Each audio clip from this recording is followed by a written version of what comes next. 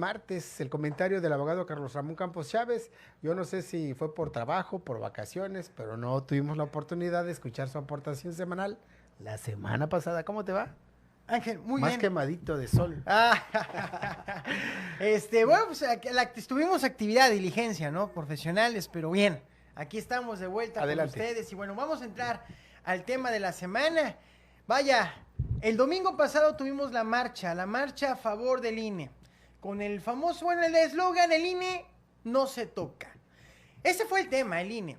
Pero aquí me parece que tenemos que hacer algunos comentarios políticos, reflexiones desde la parte, desde el espectáculo, vaya, desde esta lógica del espectáculo político, porque me parece que todo lo que vimos, si bien es cierto, legítimo, válido, una lógica de defensa al Instituto Nacional Electoral, pues también los partidos de oposición pues también aprovecharon la coyuntura para colocar sus temas de agenda, ¿no? Y sus posicionamientos. Sin embargo, destacar lo siguiente, esta movilización no fue partidista en sí, y eso me parece muy positivo para la marcha en sí, porque la lógica al final, desde la propuesta de Morena, para reformar al INE, para tocarlo, para transformarlo de manera radical, que ya tocaremos eso en su momento.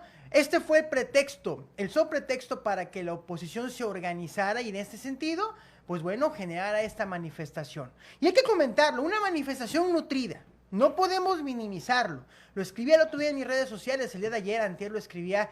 Minimizar esta movilización sería un error político, un error de cálculo político para las elecciones que vienen. Y les voy a dar un dato al calce. Fresco, fresquecito. El día de hoy el Financiero saca una encuesta donde la alianza opositora rebasa ya a Morena, vaya primera ocasión, y bueno, no digo que haya sido por la marcha per se, sino yo lo considero por el clima político que se está manifestando alrededor de todos estos acontecimientos. Entonces, comentarlo, y recuerdo que hace semanas les comentaba de la alianza opositora partidista, esta situación es completamente distinta, y aquí lo comenté claramente, si hay un sector de la población que sí quiere una oposición, y me parece que este tipo de manifestaciones expresan claramente el sentir de un sector de la sociedad que no comparte las políticas del gobierno ni el discurso del gobierno, mucho menos las formas de hacer política, vaya, heterodoxas de, en este caso, el Partido Morena en algunos elementos, ¿no?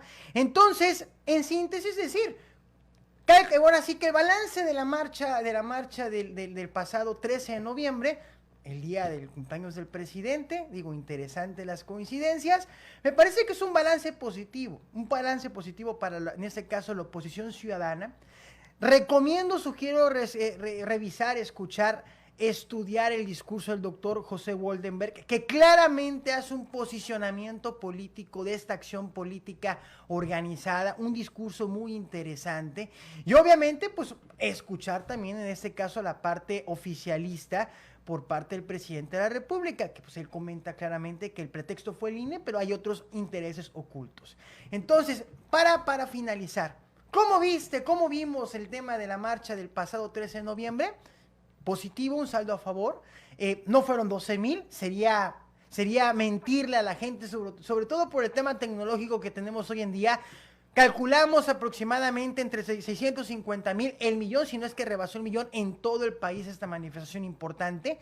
Y bueno, me parece que ya tenemos una semilla que puede germinar si es bien nutrida en el terreno fértil, obviamente, para tener una oposición de lo que pueda venir para el 24. Pero insisto, y eso es muy positivo, que no se haya partidizado esta movilización. Si bien es cierto, hubieron liderazgos de partidos políticos, sí me parece que hay un sector de la sociedad genuinamente organizada y que salió a marchar, en este caso a caminar, y que bueno, que debe ser escuchada y atendida. Como último punto al calce, ¿va a pasar o no va a pasar la reforma electoral? No tiene los votos a nivel constitucional, en este caso el partido del poder, pero me parece que van a sacar una reforma de carácter reglamentario secundario para, en este caso, generar las adecuaciones correspondientes. Pero comentarlo, importante, ese comentario no tiene nada que ver con la reforma electoral, sino con la marcha del 13 de noviembre. Para otra mesa, tocaremos los alcances de la reforma electoral que está proponiendo el partido en el poder. Mi nombre es Carlos Ramón Campos Chávez. Ese es nuestro comentario de la semana. Les invito a seguir en nuestras redes sociales. Muchas gracias por su atención. Los he escuchado a los legisladores de Morena, legisladores federales, que están muy seguros que para diciembre estará planchada sin mayores problemas. esta reforma que plantea de manera original el presidente, que son las que originalmente ellos están interesados en impulsar, aunque hace algunos días una consejera de INE decía, no es la única, hay una cantidad importante de iniciativas y de propuestas que buscan justamente reformar al órgano electoral.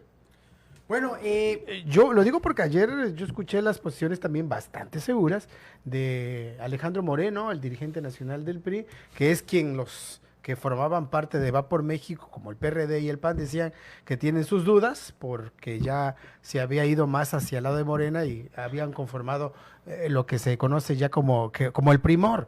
Pero yo lo escucho seguro de que no va a pasar. No sé, falta mucho tiempo todavía como para poder decir que no van a ir. Puede cambiar muchas cosas. claro que pueden cambiar muchas cosas, digo.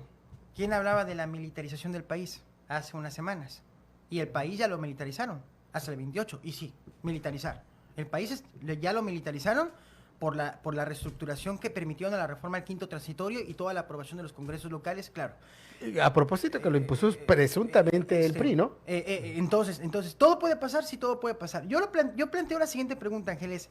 ¿Es necesaria una reforma electoral de los alcances, en los alcances que el Morena lo está proponiendo? Me parece que no. Ahora, hay que tocar al INE, hay que reformarlo, pero por supuesto que sí. No sé si en los términos como ellos lo plantean. Por ejemplo, yo sí pongo una línea roja en dos elementos.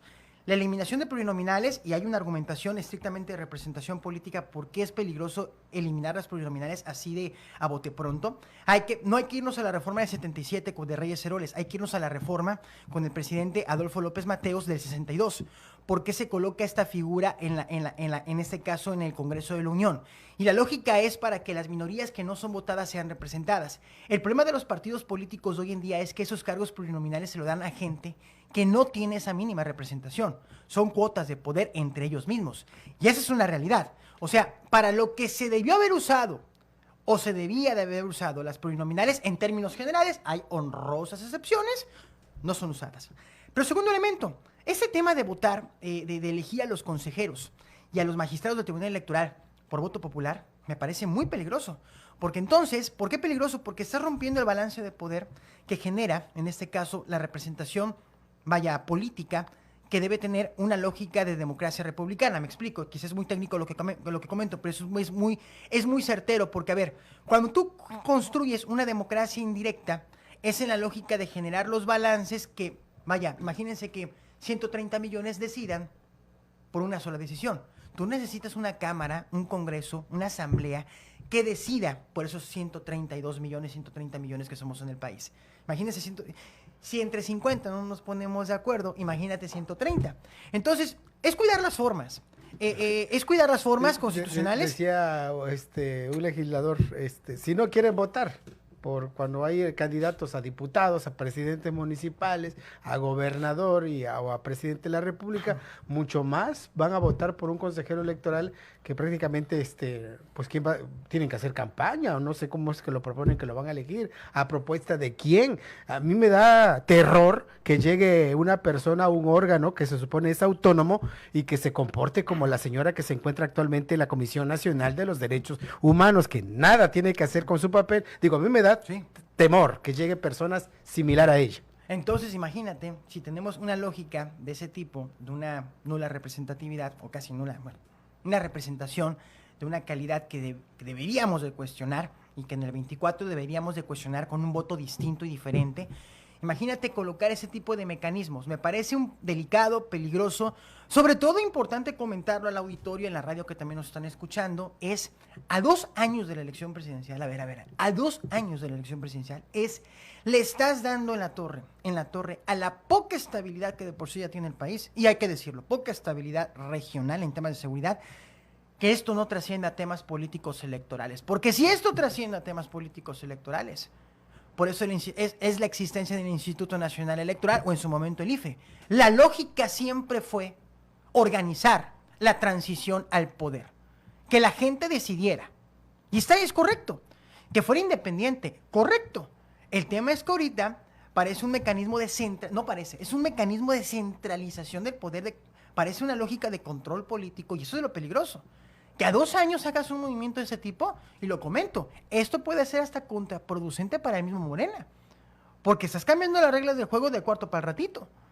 ¿Por qué no después? Como dicen. ¿Por qué no después? Como manifestaba el magistrado presidente del Tribunal Electoral del Poder Judicial de la Federación, que estuvo en Tabasco la semana pasada y hablaba de los tiempos, que a él le parecía que sí es buena, pero no en el tiempo, no es el adecuado. Gracias. Ángel, abogado. gracias.